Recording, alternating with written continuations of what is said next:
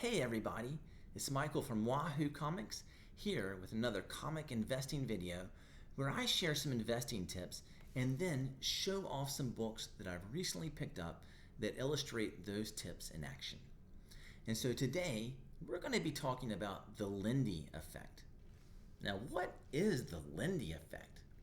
Well, this is a theory that the longer that something that is non-perishable has existed up until the present, then the longer that thing can be expected to exist into the future. And this theory can be applied to almost every area of life. And so let's look at some examples. When it comes to restaurants, McDonald's was established in 1940, while Five Guys was established in 1986. And the Lindy Effect would say this means that it is more likely that McDonald's will continue to exist for a longer period of time than Five Guys will.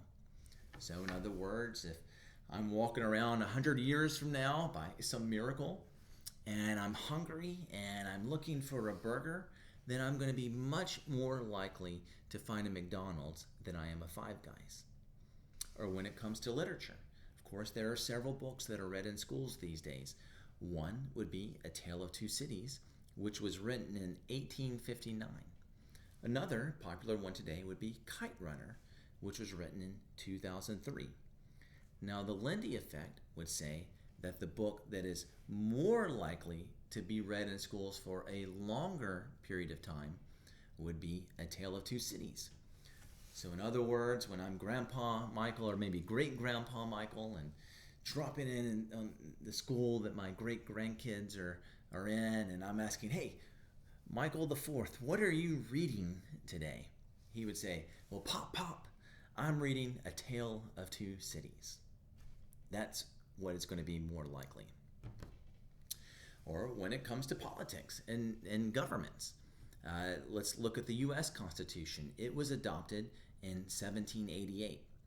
The French Constitution was adopted in 1958. So the Lindy Effect would say that the Constitution that is more likely to continue to be used by its country for a longer period of time would be the U.S. Constitution. So if my great-grandkids are looking to see what document is still important in the world at that time, well, it's going to be more likely that it's the U.S. Constitution than the French Constitution. So what does all this have to do with comic books and investing? Well, what this means is that the theory would say that the longer that someone has cared about a certain comic book up to the present day, then the longer it can be expected that people will continue to care about that book in the future. And when you're thinking about investing, you're always thinking, of course, about the future. It really doesn't matter what these books are worth today, nearly as much, if you're thinking as an investor, what they're going to be worth 10, 20, 30, 40 years from now.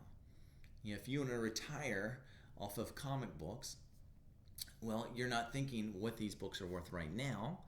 You're thinking, what are they worth when I'm an elderly person? Or if I'm leaving them as an inheritance to my children, what are they going to be worth then? And the Lindy Effect, once again, would say, well, those books that people have cared about for decades are more likely to still be worth something than a book that people have only cared about for a few years. Now, of course, when it comes to the future, you're only thinking in likelihoods. Nobody knows what books will be actually cared for in the future, but we're just thinking of likelihood. And so for me personally, this means when I'm thinking of comics as an investment, now, again, as a tangent, there's lots of reasons to buy comic books. Investing is just one of those reasons. But if we're thinking simply from an investment perspective, then the books that I am personally going to invest in are ones that people have cared about for decades. And so here's a book that I'm really excited that I picked up recently as an example. So Fantastic Four number 13 This is obviously an early Fantastic Four. People have cared about this book for decades, and so it's likely that people are going to continue to care about this book for decades more. Now, one of the things I love about investing in comic books is that, of course, they're more than just an investment. I think this book is awesome regardless of whether or not it's worth a lot of money 10, 20, 30 years from now. I love the Jack Kirby art, and I love what really makes this book have a lot of value compared to other Fantastic Fours or comics around this time, is that it contains the first appearance of the Watcher, which is a character that I love, especially because I truly do love what-if stories, and I also have enjoyed the what-if TV show. In fact, if you've been watching my videos, several months ago, my friend Fuzz and I made a video of our top 5 what-if stories of all time. And if you haven't seen that video, I'll leave a link down in the description and encourage you to go watch it. But I love The Watcher.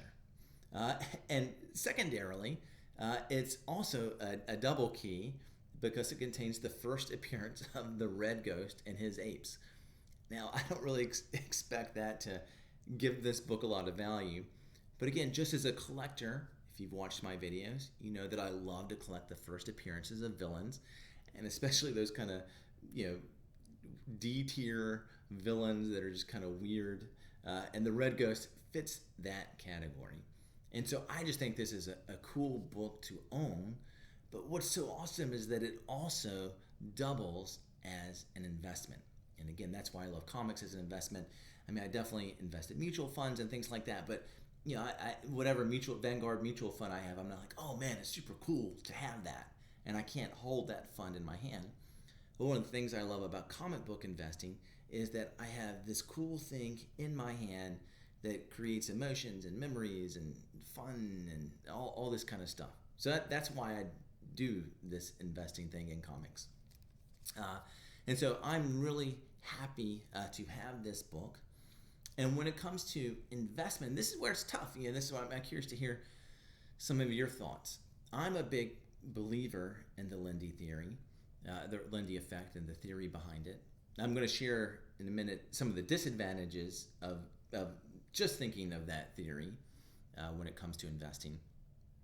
But what it means is that 9 times out of 10, I would much rather invest my money into a book like this than say another super cool book would be like Venom 3 and a 9.8, the first appearance of Null. Both of those books are about the same right now in terms of market value. Both of them are super cool books. But the Lindy Effect would say that this is the one that's more likely to still have value decades from now. Noel's only been around for a few years. Who knows if anybody's going to care about him 20 years from now? Maybe, maybe not.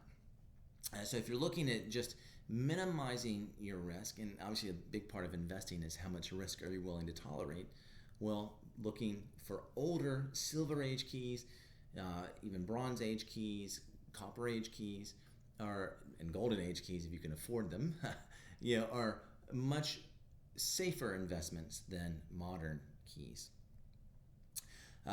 Another way the Lindy theory could apply to investing is when it comes to comic, I'll just say gimmicks. So, when I first started buying comics, it was in the early 90s, and a big thing in the 90s that came out were starting to make all these foil covers. And I remember those having lots of value when they first started coming out. People thought, wow, this is the awesomest thing. Well, now nobody cares about those covers at all. And all those books are just dollar bin books now for the most part. And there's a lot of reasons for that. It's not simply because it was a fad. I mean, definitely there was an oversaturation in the market. But part of it was just, foil, it was just it was just a fad. And so what that might mean today is what's kind of the fad now.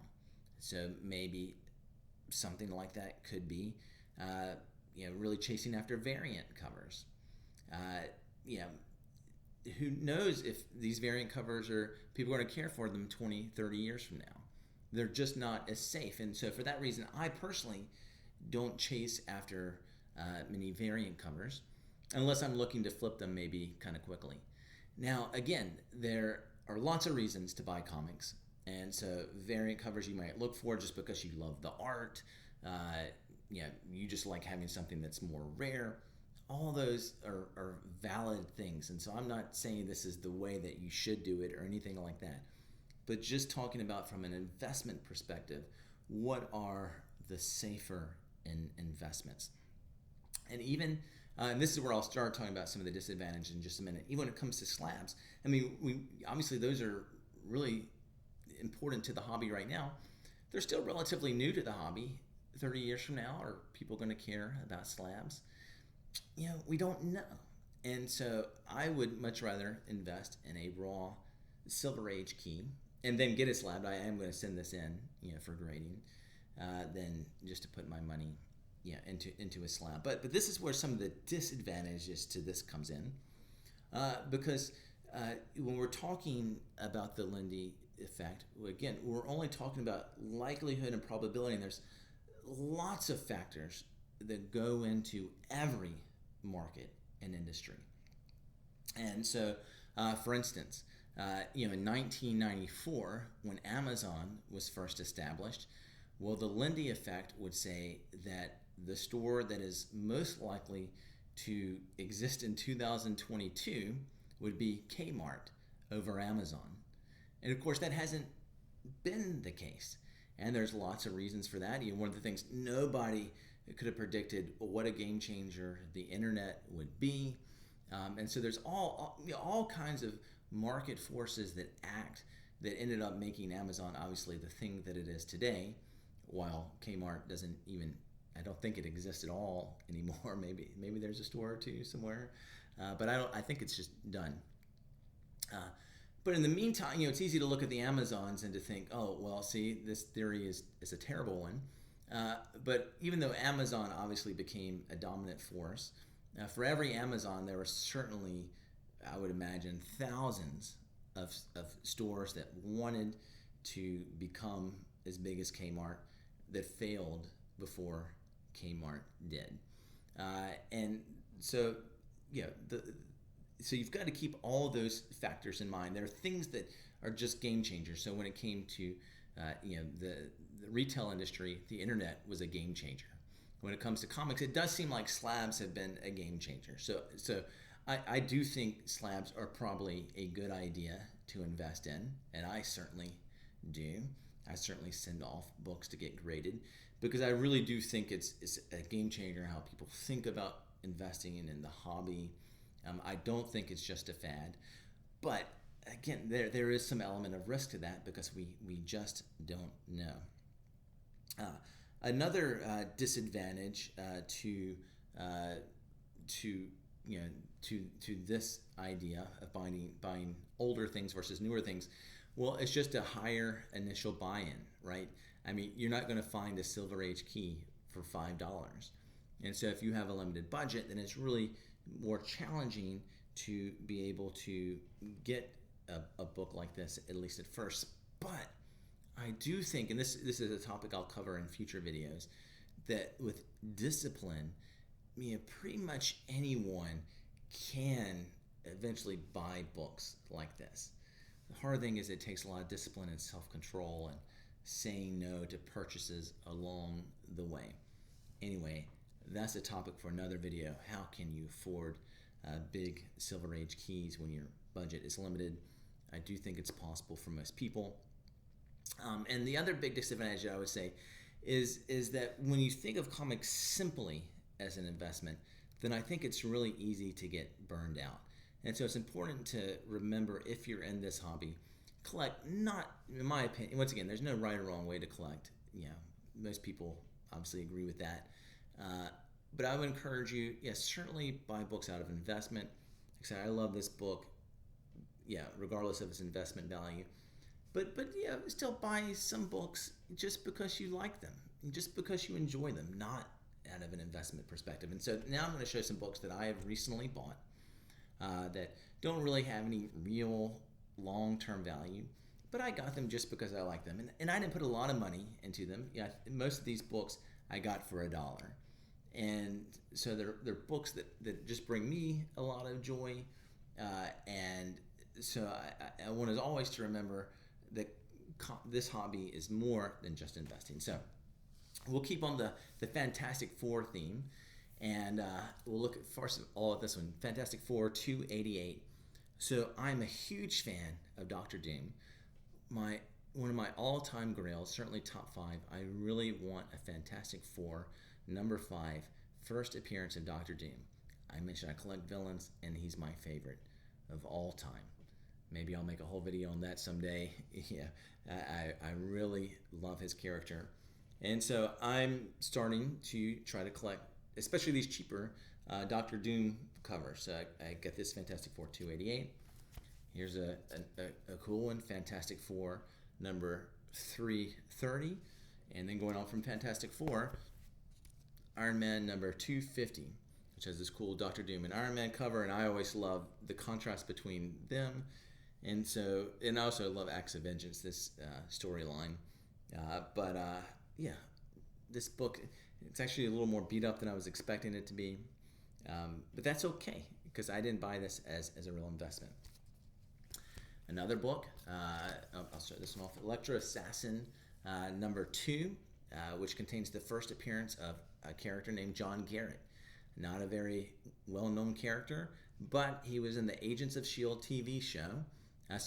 And I think that's cool. I like that show. And so I'm going to the first appearance of that character. Yeah, if he did show up in the MCU at some point, then this book would actually be worth, I'm sure, quite a bit more than it is now. But I'm in no way betting on that. I just wanted the first appearance of a character that I like from a TV show. And then Amazing Spider-Man number 291. Nothing really valuable about this, but I'm trying to put together a full run of Amazing Spider-Man, and it just fills a hole that I had. And that will then bring me to one other book I got for $1. But this is my sleeper of the week, so I think this book is one that could be worth a decent amount more. Again, nothing crazy. A few years from now. And this is Spider-Man Adventures number 1. So if you've been watching my videos, you know, several months ago, my sleeper of the week was an X-Men Adventures number 1, which was a comic modeled off the 90s X-Men animated show. And the reason I highlighted that was because Disney was in the process of announcing that they were basically they were going to continue that series again. And so when they announced that book shot up way in value. Now, if that show, the new seasons, end up being a real success, then will Disney consider, hey, well, let's look at some of these other Fox cartoons from back in the 90s and reboot them, make new series of them. And the prime candidate after X-Men would be this one, Spider-Man Adventures, a new animated show. And this is the book that was based on it. And then you can't really see it there, but this is the classic 90s cover. It's embossed foil, so this kind of rises up some, but certainly a very classic 90s cover that people would have cared about then, but care about not at all right now. That brings me pretty much to the end of my video. My question of the week will be just what do you think about the Lindy Effect? Do you think it's a good theory to consider when investing in comic books, or do you think it's overblown, or I'm crazy, or what are your thoughts on that? Of course, if you haven't subscribed to the channel, I'd appreciate if you consider doing so, liking the video, commenting, of course, doing all those things that can help our channel grow. We're getting closer and closer to 200 subscribers. Would you consider subscribing if you have not, and help us reach that goal that we're trying to hit? All right, thanks. I appreciate you watching the video and hope you enjoyed it as well.